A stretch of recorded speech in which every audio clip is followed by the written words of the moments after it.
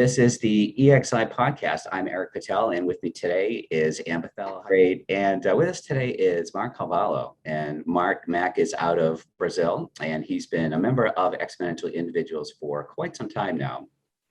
We've been reaching out to various members of the community to kind of get their story and to kind of share with us what's been happening, what's been amazing, and really what they want to share about their exponential journey. How you doing, Mac? Doing very well. Thank you for the opportunity of being here and the invitation.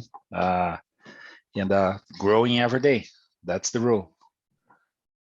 Awesome. Great. Well, I'm going to turn it over to Anne for our first question, and then we'll go from there. Anne? I just really love to hear what Mac has to share in regard to what he feels an exponential individual is and how that relates to you. Yeah, very good. Very good. So I need to say that I felt in love with the principles document the first time I saw it. And my very first activity in this group was get this and let me translate this into Portuguese so more people can see it.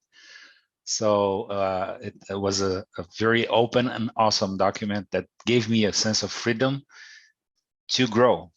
That's the norm. So optimization is the norm, and that's it. And then this is a little bit about myself, the being looking for a way to do things better.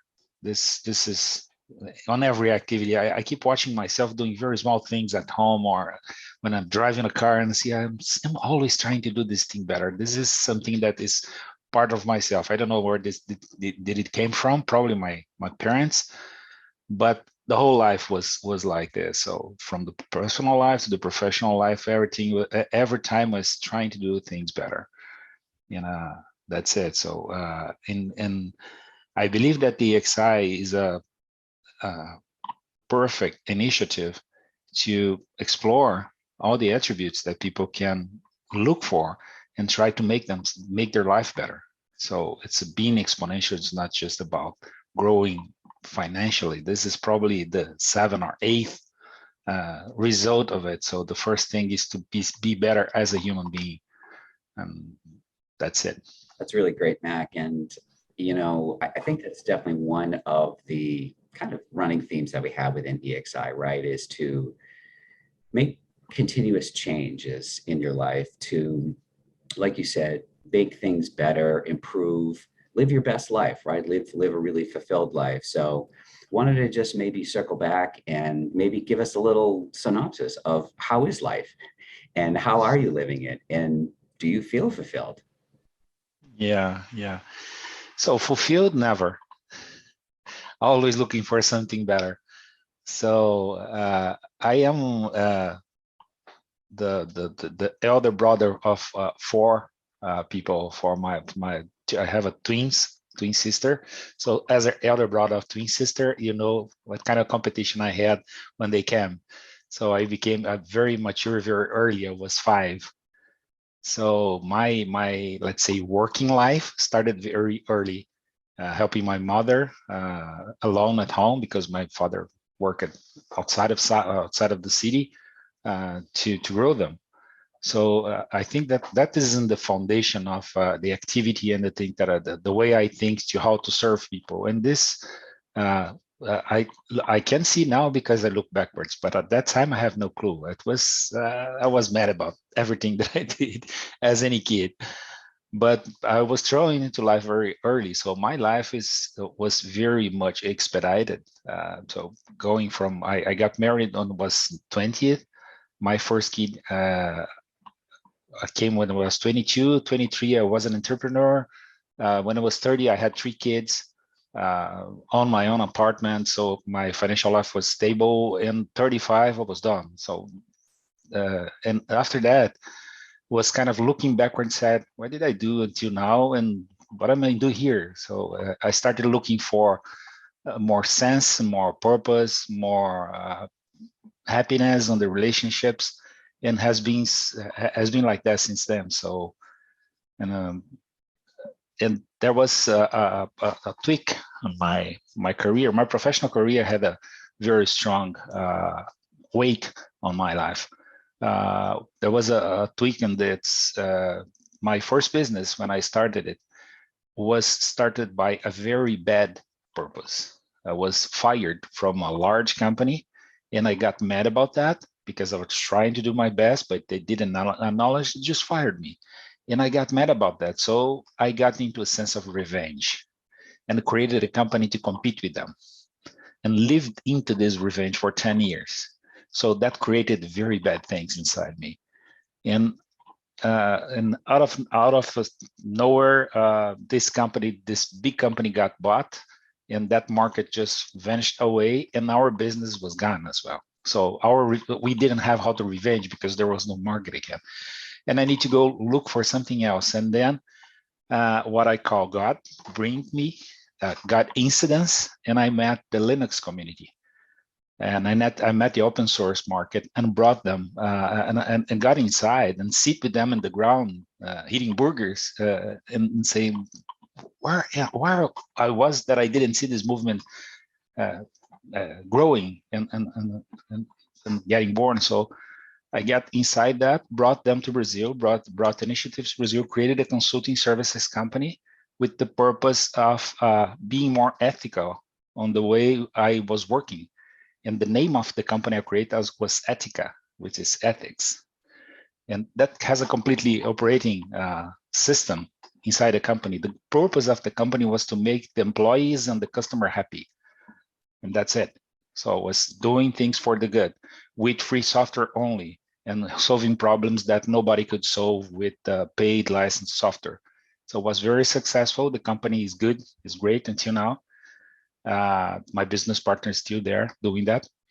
And there I learned that the best thing that I could do was education. That was a piece of the services that we did, that people came in happy and anxious to know more and went out happier and more powerful. So I decided that education would be my last endeavor in life. So since 2014, I've been working with IT education, and my goal, my MTP, is that any human being on this planet can be an IT pro. And that's it. So, and the family's grown up. So all the kids are gone. The youngest one is 28 now, and it's me, my wife, and the cat. So I have plenty of time and energy to do better with and help more people to bring in. So this is why EXI attracted me to create the co-create this document, this playbooks, and everything that we're doing to help more people get the sense of their lives and be a better human being. I love that story, Matt. You know, there's a famous saying that says redirections point us in the right direction, which kind of is what happened with that company that you said you formed out of revenge. And once it disappeared, you started to see things that you could really be a part of. So I wanted to know if you could unpack that a little bit, because it's so important when people are discovering their purpose and trying to figure out where they're going to be playing. If it's coming from a place of ego or resentment or anger, it's not going to leave you fulfilled in any way. But there are things that need to be healed to actually be able to look at the opportunities that come through, like when you discover the Linux community. And I know that you said that you've told us in many conversations that you're deep in the space of healing. And as a leader, I feel it's so important that we as individuals heal as we move. So I wanted to learn a little bit from your story. When that company disappeared, 10 years is a lot of work and effort. It must have been heart-wrenching. How did you move from that into this new space? What was that in-between phase like for you? Yeah, it was not as easy as I said. On 97, when this happened, I had a very good life, materially speaking. So I had plenty of money, my own house, everything was good, kids in good schools, everything was set up. If I could call myself somebody that was successful on the let's say social norm around me, but when I looked inside, I was not. And when this thing happened, all the financial situation stability went away and started shaking, and I had to look inside, and it was not good. So I said, so this thing changing outside put me to look inside and say, what is what really matters, what is success. So, and the closest people you have are the more relevant indicators you can use to show you how you are in life. So family is the best point of reference you can have in life. If you want to know if you're successful, look at the smiles around you.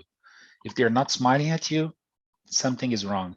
And I'm not talking about the smile of the people that work with you because they have a material relationship or a contract with you. I'm talking about emotional relationships, emotional ties, like your wife, your husband, your kids, your parents that you tend to leave behind. So this thing put me to look inside. So the struggle with the change put me to look inside because was the only resource that I have. And at the end of the day, we have just one resource in life, just our decision. And the best decision we can do is how we can use our time. So this is the two things you need to take in charge. So if I use my time on a bad way, who is going to be hurted by that? First of all, it's going to be me, but second will be the ones that lives around me. So family was the key thing to put me look inside and see I need to make a decision for something that creates happiness inside me. And money was the number one of my life at that time. And so I just changed the priority, put money down, and it was not easy because everything was set up for that. The family has had habits. They like things. We like to travel, like to buy things and have experiences, and we had to change this mindset, especially the kids. So it was very hard to show them. So this is not like this anymore. We can't afford to live like this anymore, and we need to learn from this.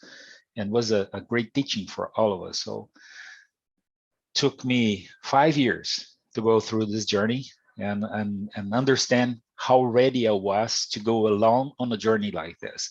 And it didn't happen very quickly. I just founded the IT education in 2014. So it took a lot of time to come from that situation to the position I am today. And look at this. Today, I live by purpose. I don't work. I just live. Everything I do is just for happiness. My job is to make people happy because they're learning and they're more powerful. And I make more money today than I made in the past. That's just a result of doing things on the right way. So the right way is to look at yourself in the mirror in the morning and say, are you happy today? What do you have in front of you today? So of course, you're going to have challenges. People won't pay you. People promise you things that won't be accomplished. So this will happen. But this is not on me. I'm trying to do my best. And if I'm trying to do my best and people on the other side are not doing, bye-bye. I don't need this relationship. So the focus is how stable I can be with myself, how stable can be my family around me, my employees in my company, which I don't see as employees. They are my partners.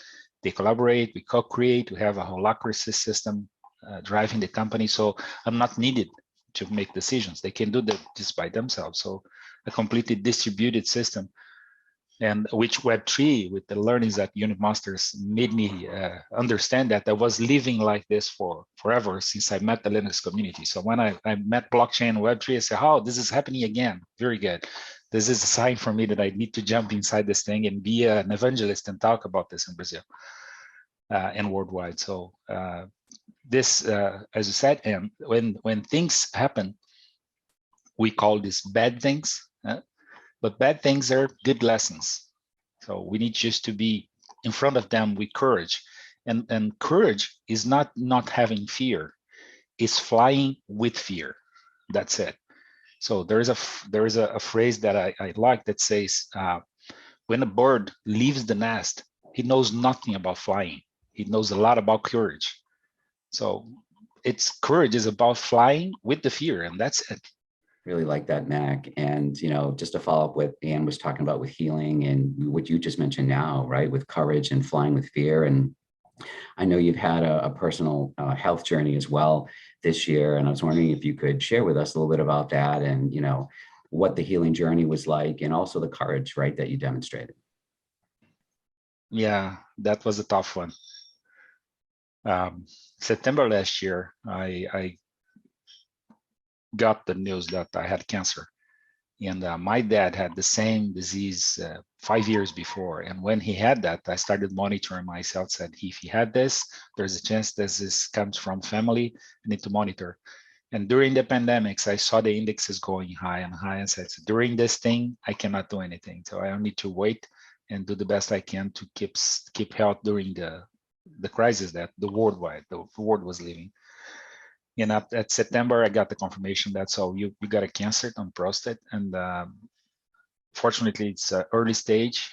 It had 90% of chance to get cured with a hard surgery. Let's plan for that.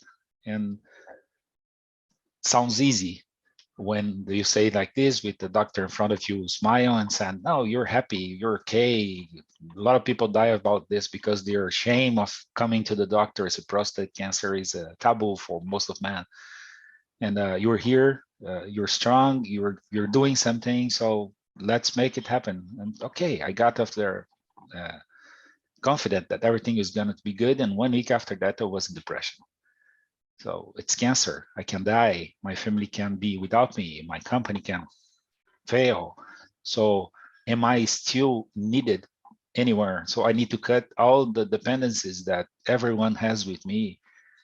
Because if something happens, something goes wrong into the surgeries, cannot be the disease, but something can happen. And suddenly I cannot just be available anymore, physically speaking. So I need to cut the last dependencies I had. So let's go to the insurance company. Let's put everything. So then you notice that there is things that you didn't deal with that yet. So it was a 3-4 month of period of going inside myself and doing that spring cleaning into my heart. So let's take out everything that's not needed here. And because I must not be needed when the surgery comes. And what happens in the surgery was planned for January. In the last day of the journey, the surgery was postponed by 1 month. And there was a lot of things that I could not, I didn't do until then. So I got some more time. I need to clean up more things. I had the chance. And then I went through the process, and it was okay. So the surgery went okay, very successful. I got the healing 3 weeks after that. I got the confirmation that the healing was done, and the recovery was fast. Family just glued on me and was together all the time. A lot of friends together, communicating, my wife talking to them via WhatsApp and giving news, and a lot of prayers, a lot of faith around warmed me. But the whole journey was like living a whole life in 4 months. So it was like getting born to a new sense of what's the meaning of life, learning a lot of things, and getting born when the surgery arrived. So when I got back from that surgery, I look at the ceiling at the room and said, so I'm back. No, I'm not back. I'm new. This is a new chance. So I had a lot of chances. This disease happened for something. I don't believe in things that just happen by chance. So I created this disease somehow by my behavior along lives that put in my physical body some things that was not correct. So it need to be removed. But my mind and my heart are changed. So I believe that I will not create anything bad for me anymore. And I'm going further now with the healing. With the healing was the process of going through the suffering before the surgery, and it's part of it. So we need to face suffering as something that's transformational, and that's it. And I met the XI during this period. So it was in November. I got the certification with Nikki. In September, we were colleagues on the certification. I got to meet Nikki. I knew about the exoeconomy and then the XI initiative. And so a lot of things happening. And I can be that my relationship, my international relationships exponentialized during this period, because I know 100 people now that I didn't met at that time. And great friends. So it's people I can trust, people that I'm looking forward to do a big Brazilian hug when we have the chance to be together, because this is the way we express our hearts and our feelings. And it's interesting. During the pandemic, there are a lot of people that I met digitally, and I never had a chance to be together, and it's happening here. So the two of you, we didn't have the chance yet to be together, but will happen soon. And it happened last week with the president of ABMEN, the Association of Mentors that we work here as a volunteer. I met the president when we started 2 years ago, and physically he came to my house 2 weeks ago and stayed one night with us. So it was awesome. It's one of the friendship that was born during this crisis with COVID, and things that came from the heart, you know. So it was very good. Indescribable, the feelings and how warm it was to have somebody that it seems that I have met the guy for 50 years and was just chill, because it was a sincere relationship. Very good. That is such a powerful story, Matt. I mean, you are embodying, I think, the core value for an EXI, which is courage. I mean, that takes a lot of strength to come out full circle, and it's really admirable. And I just want to say that we honor you sharing this, because this is a story that would be shared, and not everyone is comfortable speaking about those, you know, those murky periods in the middle, which no one can really put words to well, but you have a really beautiful way of articulating your story. And I want to touch a little bit on, you know, something you mentioned, which was that aftermath when you were positive, and I think you're an optimist by nature, like you know, put positive energy, even in the EXI group, we feel you. But that phase that you went through of depression right after, you know, when you sit with yourself and you're thinking and realizing what really happens, how did you tackle that? What were your tools to help you through that phase to then get back into the space of, you know, it's going to be all right, I can work through this? Yeah, good question. Everyone has a best friend. You can think of a best friend. My best friend is here behind me.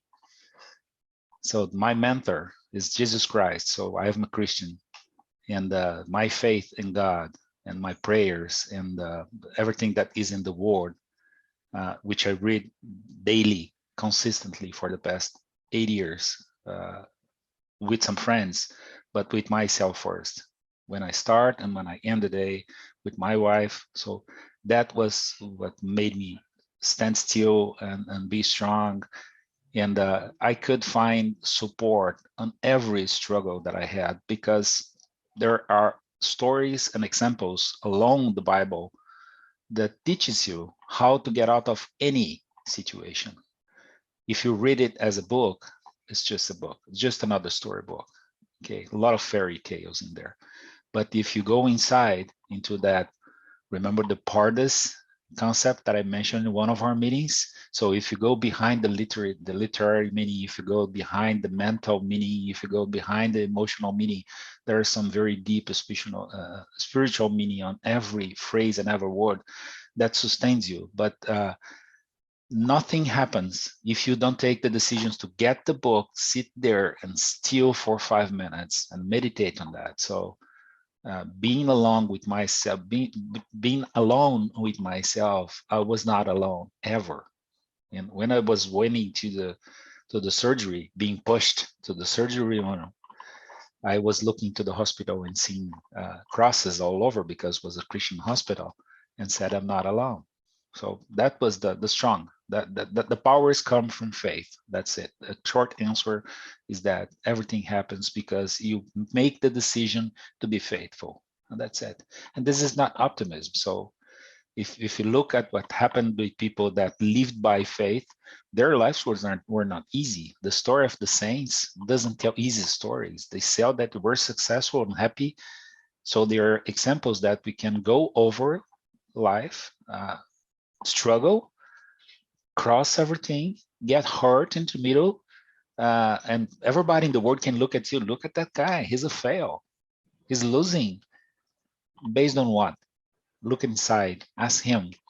So that's it. What's important for me is that, well, how do I feel inside me? If I'm not feeling good, it's because I'm looking into the wrong direction. I'm looking into the wrong place. There is a phrase that I used when I was just a capitalist that look at money. I used to tease my competitor saying that if you think that money doesn't bring happiness, it's because you're buying into the wrong place. This I use this to provoke my competitors, saying that you can buy from us cheaper. When I looked at that phrase now, so when you're looking to life and you're not happy, it's because you're looking to the wrong direction.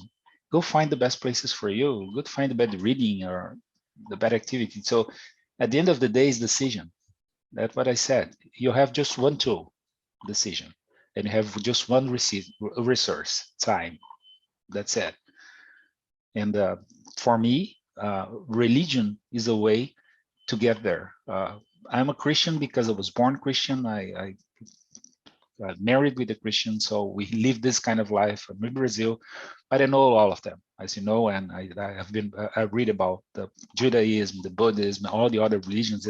There is just all roads to the same place, and the goal is go inside. So when you're on your hardest point in life, be sure, rest assured that this is the best opportunity you have to grow. It's wonderful, Mac. I really appreciate all the great words and advice and wisdom and, your stories, right, that you just shared, and was just maybe as we wrap up for now, and I know we could do multiple parts with you in the future. Is there anything else you'd like to add or share with people that either are currently with us in Exponential Individuals, or perhaps people who are on the fence about joining us and continuing with their own exponential journey? Exponential is a word that bothers me because it talks about material, talks about growth, and how we evaluate businesses. And as I told my story, it was based on this until a certain point. And then after that, I started seeing that there is a way to be better without using numbers to measure it. So we can be exponential in the heart. You can make time shorter. You can make our hugs warmer. So you can exponentialize a lot of good things in life without thinking about the physical world. So if you're anybody watching this, if you're deciding whether to come here or not, be exponential in your life, be better every day, and just put the love that you have inside outside. Everything will end up being exponential for you as an individual. But here we have a special group of people that is putting things together with the heart in the table, doing very good things to be together. So thank you for receiving me here, for giving this opportunity to talk about my life and being together with you guys. Of course, Mac, really appreciate it. I'm going to have Ann take us out for today. Thanks again, Mac. Thanks so much, Mac. I mean, this story is so inspirational, and just having you a part of the group adds so much wisdom, knowledge, understanding about life. And I love what you said. It's multiple pathways. There are multiple pathways. It's the ethos of EXI is that we're not trying to put anyone in a box to say there is one way to live a life that's fulfilled. No, I mean, that's the beauty of this world, is that we're so unique, each of us. And I think what you said about, your connection with God and you being a Christian being something that holds you down and it grounds you, it's absolutely beautiful.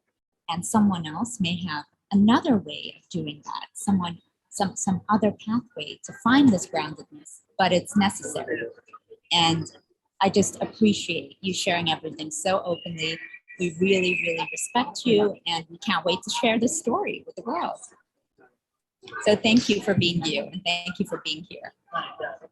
Thank you. Thank you.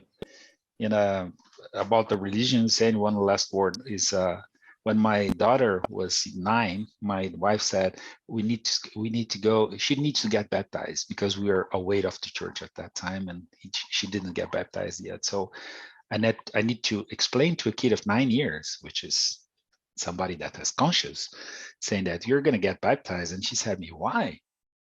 And I explained everything about religion. And the story that I told is that, so religion is like a road that you had to go up into a mountain. And the goal is to get up there. And there's a lot of roads you can use. There's the easier one. You can climb to the side of the mountain. You choose the path. There's several different paths. And she said, okay, I'll walk this path with you. But if I decide to change the path, can I? Yes, of course. You just have to, don't lose the sight of the top of the mountain. He's there, you need to get there. And that's it. So religion is just a path. Everybody choose once, but don't lose the sight of the goal of it. So it's decision on time, remember. Thank you. Thank you for the opportunity for being here and sharing that. Thanks so much, Mac.